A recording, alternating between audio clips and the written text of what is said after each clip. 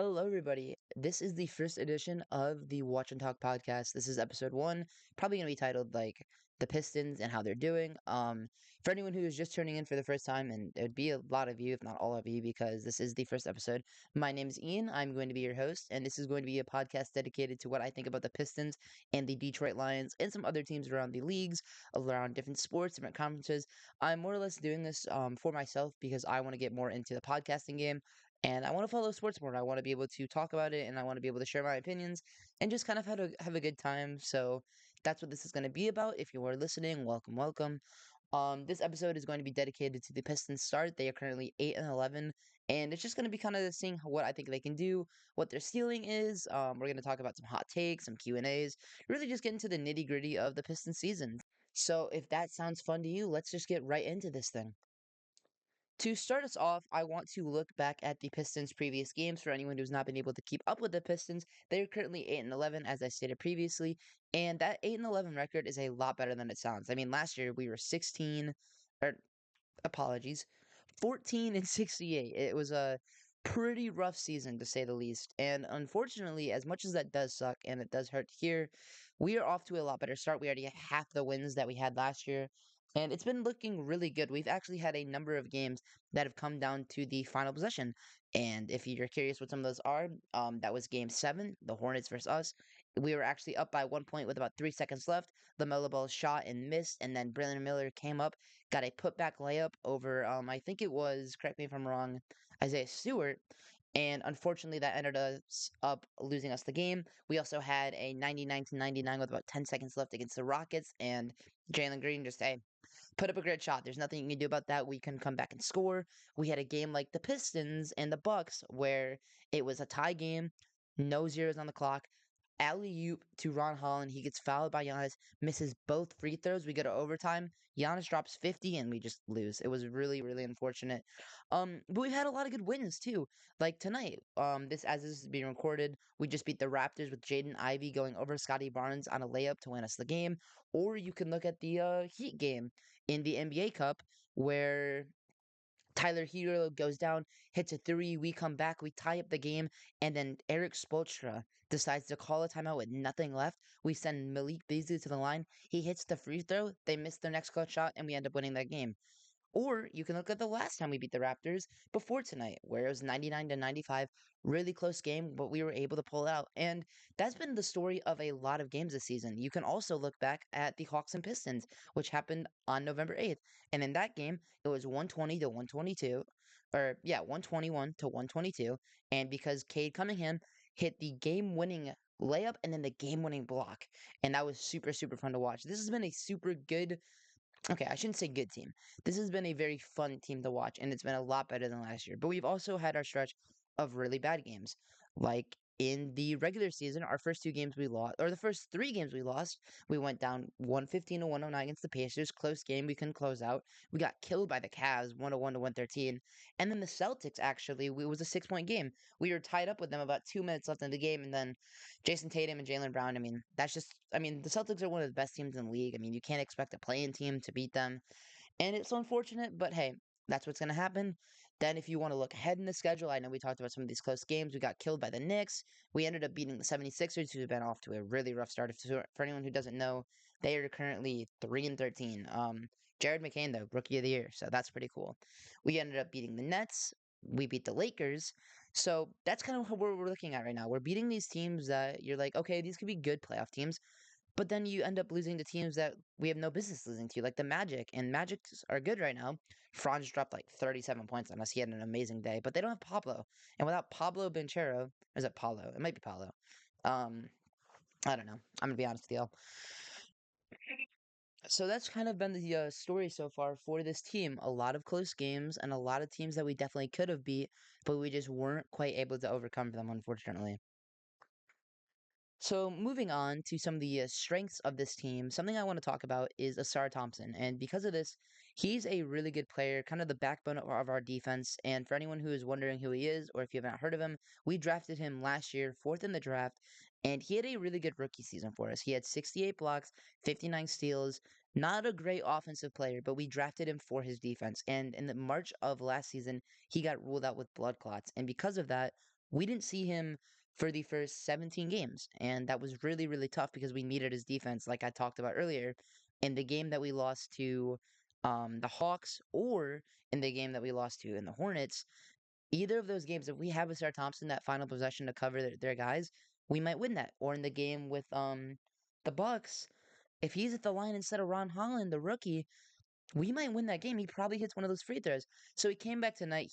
His plus minus was -9. He had 5 points, 4 assists, and 3 rebounds. But those rebounds were really good. And besides that, he played really, really good defense tonight. I don't want anyone to think that just because he had a -9 that made him a bad player tonight. He wasn't great. He did look a little rusty. He looked like he was out of shape, but he hasn't played basketball in a number of months now. It makes sense. So it kind of is very understanding about why he wasn't really that great. But hey, he's back. That's really nice to see. He got about 16 minutes tonight, and if this is the kind of production we get from the rest of the season, that'd be a really bad struggle. But he got to shoot a three tonight. He hit his three again. Through 4 really nice assists, 3 defensive rebounds.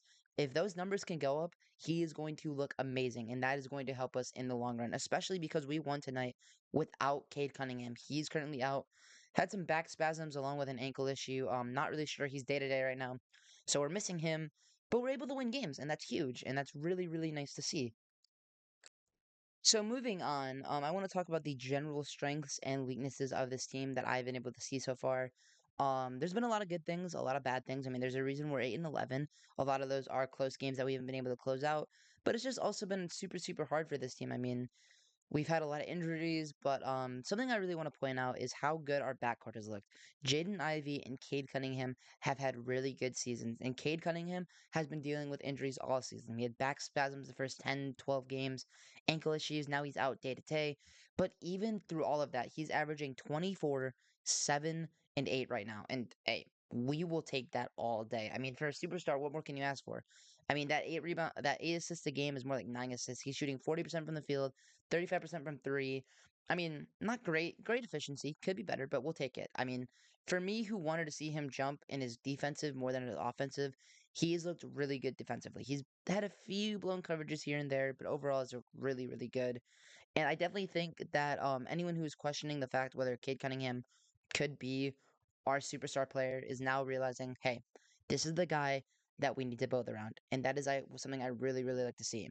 And then you go over to Jaden Ivey, who has looked just as good. Definitely not better. I was about to say if not better, but I can't say that. He's averaging 18, 5, and 4 right now. That's 18 points, 5 rebounds, 4 assists. But that's not all that it says. He gets a lot of space open for his team.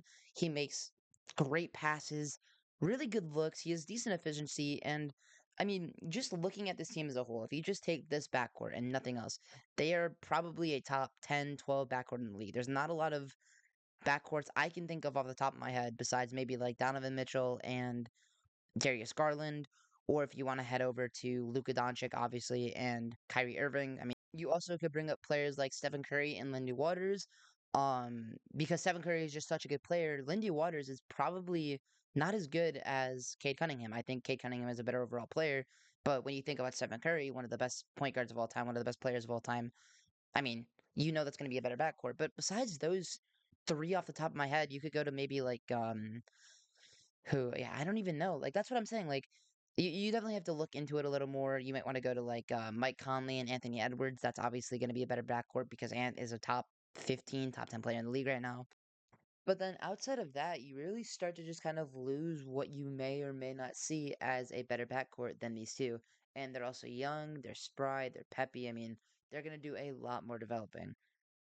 So our next player that we are going to talk about is Malik Beasley, who has been, in my opinion, the third best player on this team besides Jaden Ivey and Kay Cunningham. Right now, he's averaging 15 points, 3 rebounds, and 2 assists. And the stats don't say it all. I know those stats aren't too eye popping, but he has been absolutely on fire from three this year. He comes off screens. He comes in the game and just hits 4 or 5 threes at a time. And before you know it, he has got 12, 15 points. He's put up 25, 26, 21 points in the last 10 games. And he's got to be by far our best offseason signing. He's looked really, really good. And if he can stay like this the rest of the season, it is going to be amazing to watch him grow into a better player. Furthermore, we also have a backup center here. the 4-year veteran, or not really veteran, but when you think about this team, I mean, 4 years is a long time. 23 years old, Isaiah Stewart. He has looked amazing as well. Coming off the bench, he has a lot of chemistry with our guys like Jaden Ivey, Cade Cunningham. He even works well with really anyone on the court. He plays a lot of good defense. He's averaging 7 points, 7 rebounds, and 2 assists. Not crazy numbers, but for a backup center who's playing behind Jalen Duren, we will take it. I think he does a lot of really nice things on the court. The synergy is there, and I definitely think in the future we will want to keep him around. The final player that I want to give props to on this team right now is Marcus Sasser. And for anyone who doesn't know, he is our backup start point guard. I know that I said Malik Beasley was our backup guard. He's like our shooting guard. He can play small forward. He can play power. Like he's kind of just put him wherever. Marcus Sasser is a second-year player. He was the first-round draft pick. He was picked 25 last year. He is currently averaging 5, 1, and 1. And while those stats, like if you're just a box score watcher or you haven't been able to catch up with the games, that those don't jump off you. You might be like, oh, this guy kind of sucks. But in tonight's game against Toronto, we were down about 5 points into the second quarter. He comes into the game, hits three threes. He went 100% from the field tonight in the 3 point category. Only 9 points he had, but he looked really good besides that. Played really good defense, and overall, he's just been a serviceable backup, and that's all you can ask for. When Cade Cunningham is tired, Jaden Neve's tired, we just need a guy to come in, dribble the ball, get some space, get some points up on the board. He does that for us, and is he perfect? Oh, heck no. I mean, he's a second year player. This is a super, super young team, but he's someone that you can look to and say, hey, I need a bucket real quick. Cade Cunningham's taking a minute to breathe. Go keep this game in balance. And he'll do that for you. And that's just really nice to see. A lot of these young players, everyone that I've talked about so far is under the age of 24. They're 24 or older. I mean, Jaden Ivey is a third-year player. Cade Cunningham is a fourth-year player. You have Marcus Actors, who's a second-year player. Isaiah Stewart is only been in the league for 4 years. He's only 23 years old. Like this is a really, really young team that has a lot of promise and a lot of talent. So those are the players that I really do like to see. Those are the players that I think have been good for us. The overall strengths of this team, as we shot pretty decently from the three. We played some good defense, but we struggle when it comes to boards. Our rotations haven't been great. And the first point I want to touch on when we go on our quote unquote weaknesses is our third-year player, Jalen Duren. I think a lot of you guys know him. He's 21 years old. Just had a birthday a few days ago now. And he's currently averaging 9 points, 10 rebounds, and 3 assists. Which aren't bad numbers for a center. Not bad. Ten boards a game. You like to see that. He has a lot of good lobs. He's played really, really good when it comes to Cade Cunningham and him in the pick and roll. Plays really good in the paint, a lot of boards, really physical, but that's kind of where his strengths end. He doesn't have a mid-range shot, he doesn't have a three-point shot. He can kind of dribble the ball, but not too crazily. And on defense, he is just so, so slow. I mean, it is really, really hard to just watch him play the game because it feels like he doesn't understand how to play defense. He gets stuck up a lot. He draws a lot of fouls. He's already fouled out of a game this season. Um, and even looking past that, I mean, even on the offensive side of things, if he's not in the paint catching a lob for a alley oop, I mean, there's just not much he does offensively. So he's been really, really hurtful. Isaiah Stewart has started a few times over him because Isaiah Stewart is just so much better than him. I don't think he's over. There's been a lot of fans in the community saying we need to trade him, that he's not going to be good enough, but he's also only 21 years old and he still is a really good lob threat. He still gets a lot of boards. He gets a lot of blocks. I mean, there's a lot of things that he does really, really nicely. Like tonight, if you want to look at the game in Toronto, he had 13 points. He had 10 rebounds. 12 rebounds, and 10 of those rebounds were defensive rebounds, which is huge. He had 4 blocks. So if you can just find a way to be a better defensive player, maybe develop a mid-range shot or a little more of an outside bag, he could be a player for us. I don't think we need to trade him right away. And I really don't think that he is like the end of the world for us. But besides that, another player that I really, really want to take a look at, and I've hated since day one. I'm gonna be honest with you. I am a Tobias Harris hater. 13 points, 7 rebounds, 2 assists. And you might be thinking, you've named some guys who have only had 7 points a game, like Isaiah Stewart. So why do you care that Tobias Harris is great? $51 million a year, folks. That is how much we're paying him. Or it might be $51 million over 2 years. The point is, $50 million, starting power forward, is supposed to be the best player on this team behind Cade Cunningham.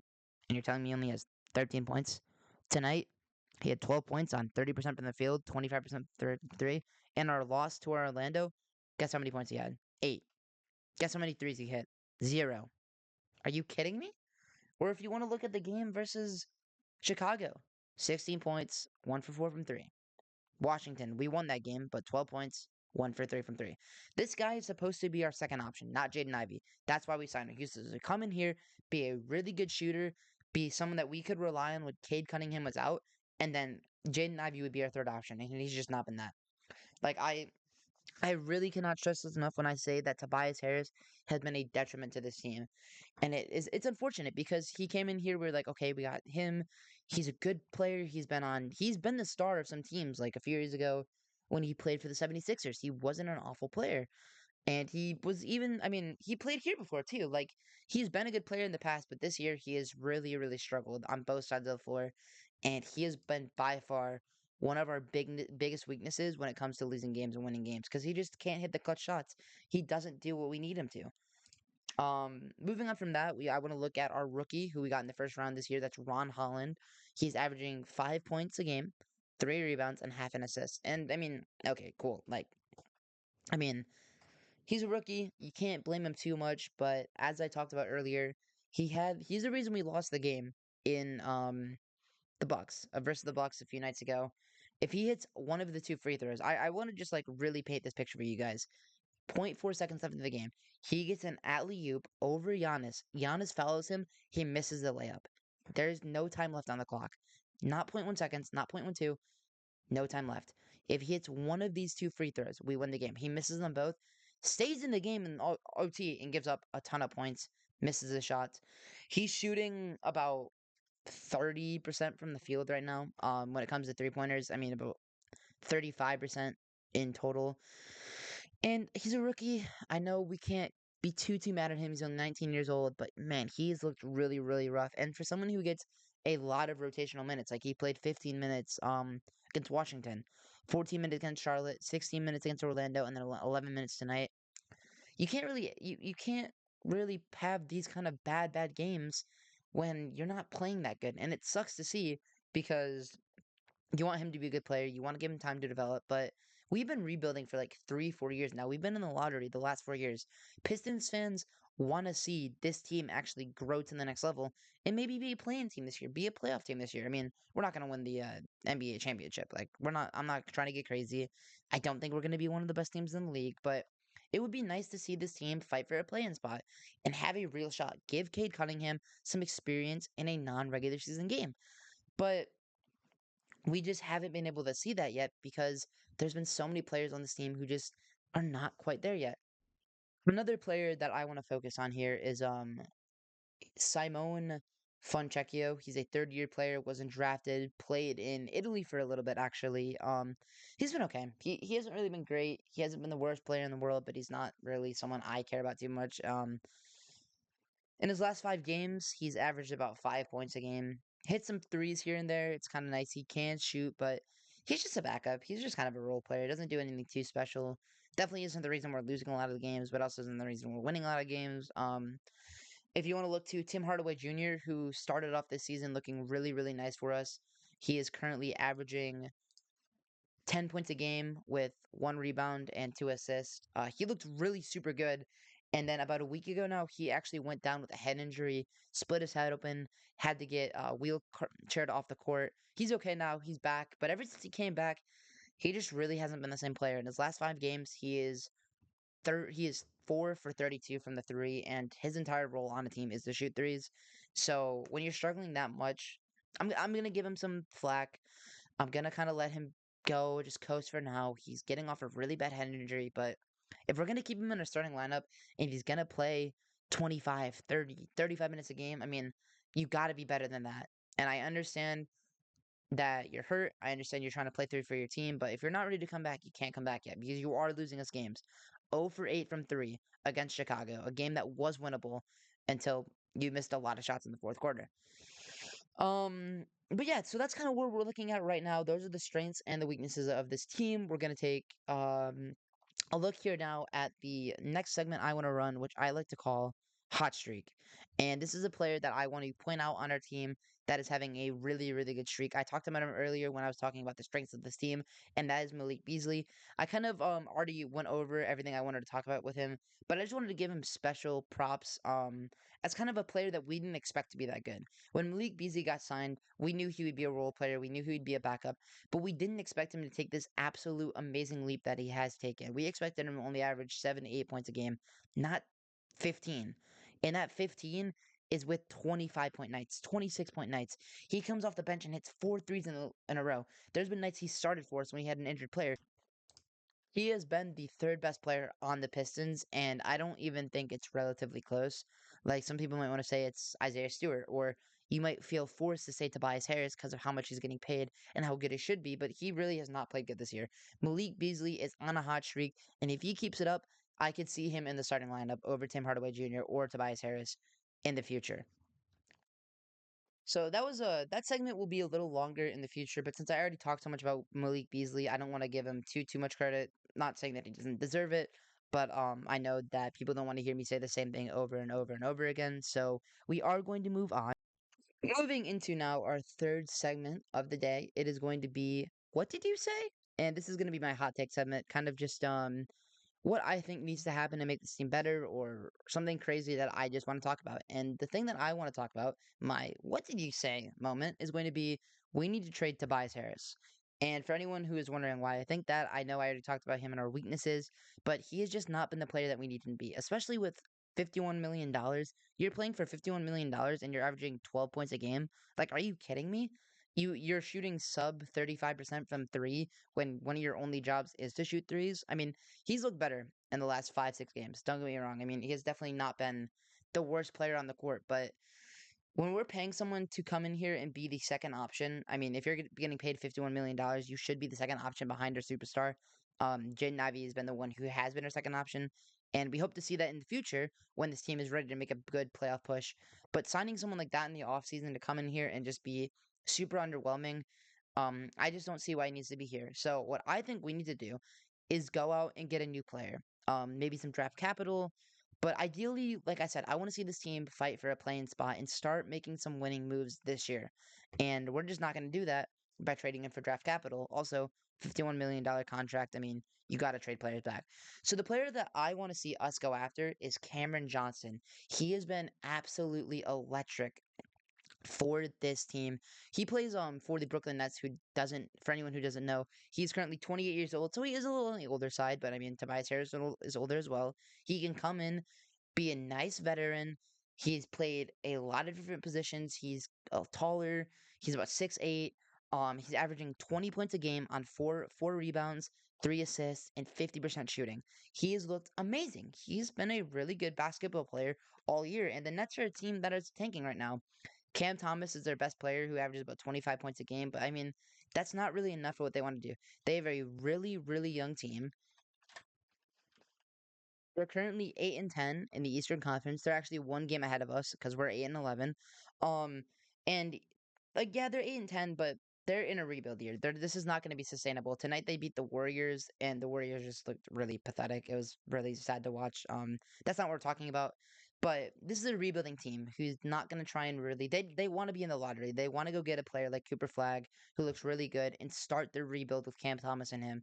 So I think trading away Cameron Johnson for Tobias Harris. On their side, you might be thinking, why would they do this deal? Well, we throw in a draft pick or two, not our top, not our lottery protected draft pick, but maybe like a few second rounders. Give them another young player. Kind of just let Tobias Harris go, and then that way they can get something for Cam Johnson, who doesn't want to be there anyways, who wants to go play for a team that could win. I could see it happening, but at the same time, it doesn't really make sense for the Brooklyn Nets to take Tobias Harris. I'm kind of just spitballing here. Another team that might want him could be maybe like the I'm just kind of spitballing here. Is maybe you want to go in a different direction. Maybe you want to go get Kyle Kuzma from the Wizards. Again, not really sure why the Wizards would trade for him because of how much money he's making. Maybe you want to look to a contending team. Like maybe you want to try getting him to the Heat in exchange for I don't even know. I mean, maybe you want to look at getting Duncan Robinson, who's a really good 3-point shooter, but he's not that great of a player.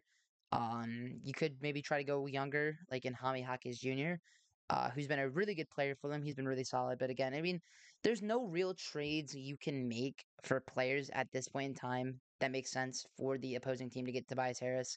But I think you need to start shopping him and just kind of see what you could get for him. What is in the card? What is in the market? And just see what you could get for him because he's not doing anything for this team. He's not been a good player for this team. He makes too much money. I just don't really see the point. So that is my what did you say? And our last segment of this first episode, this first podcast, is just going to be what's your answer? And this is just going to be a few questions that I answer normally from you guys, but this is the first episode. I just kind of looked up some general questions about the Pistons, and I'm just going to get my thoughts, my takes, and that's where we'll go. So the first question that we have is what is the ceiling for this Pistons team? And for me, I'm going to say the ceiling is the ninth seed in the Eastern Conference. We're going to get about 36, 37 wins. We make the play in. We win the play in, but then we go out in the first round, probably to the Cavs, who are 17-1 right now, or the Celtics. Whoever we play in the first round, we're losing to, which sucks. But I do think that is the ceiling for this team. We have a lot of good players that I talked about. If Malik Beasley stays on fire, Cade Cunningham comes back healthy, Isaiah Stewart, and Jaden Duran can find a nice, healthy rotation balance, and just this team in general just stays consistent. I don't see why they couldn't be a playing team and make the playoffs, maybe. But they're not beating teams like the Bucks. They're not going to beat the Cavs. They're not going to beat the Celtics. They're not going to beat the Knicks. Um, we can talk about the Western Conference, even though they're not in it. They'd never beat a team like the Grizzlies, the Warriors, the Thunder. There's too many teams in the league right now that they just wouldn't beat. Like if they were in the Western Conference, they would be the 13th seed. Right now, they're the ninth seed because the Western Conference is just that much better. And you'd want them to be good in both conferences before they can really make a push at the championship. Um, so they're a fun team to watch. They're a lot better than last year. JD Bickerstaff has been a good coach, but that's about the ceiling I can see for this team. The next question that I have received or I've seen online is JD Bickerstaff, our new coach, should he stay? And we have a small sample size. Again, 8 and 11, only 19 games that we've been able to watch, but I mean, why not? I think he's been a really good coach. He's definitely been an improvement. The team seems to like him. He has some boneheaded mistakes and boneheaded decisions, like bad rotations in there. Like we've seen, like just some really awkward rotations, like Ron Holland, Tobias Harris, Marcus Sasser, all on the court at the same time. And it's not bad, but you kind of want to keep some of your better players out there at the same time. Maybe I'm wrong. That's why I'm not a head coach. That's why I'm talking to a microphone about it. But yeah, so I mean, I think he's a good coach. I definitely think we could see him sticking around, and I definitely do think he could take us to that promised land in 3 to 4 years once he gets a better roster. But he's definitely a lot better than Monty Williams, and I think he's one of the better coaches we've had in a while. So I definitely think that we need to keep him on the roster. And the third and final question that we have that I have received is if I could put one player, one realistic player on the Pistons, what would it be? So I'm not going to go out and say, oh, let's get Stephen Curry. Oh, let's get LeBron James. I mean a legit, actual player who could play on this team that would make sense in a trade. And I know I talked about Cam Johnson earlier, but the player that I would love to see play would be Brandon Ingram. I don't know how we'd get him. I have no clue where we'd even start with that, but I think Brandon Ingram would be a really solid fit. He played for the Pelicans right now, who's had a really not great season. I mean, they're 4-14 right now, and he's a great shooter, plays some defense, is a lengthy small forward. I mean, he's exactly what we need right now because that small forward position is being filled by Tim Hardaway Jr. or now Star Thompson whenever he comes back and plays. But I mean, having another shooter, another player that is really good at basketball on this team would be a huge step in the right direction. Again, the ideal package would probably be like Tobias Harris, 2 first round picks, and then another younger player. I'm not necessarily saying we should do it because I don't want to give up draft capital and I don't want to give up any young players for him. But if I had to see one player come from a different team, he would for sure be the one. And that is going to do it for the first episode of the Watch and Talk podcast. I hope you guys have enjoyed it. As we get more into it, there will probably be some more segments. We'll probably get some guests on. But this is just supposed to be a fun time. I hope you guys enjoyed listening to it. If this is your morning, then have a wonderful morning. Have a good day at work or school. If this is the evening, then have a great night. I hope you sleep well. And besides that, I will see you all soon. And let's hope the Pistons keep winning. Peace, guys.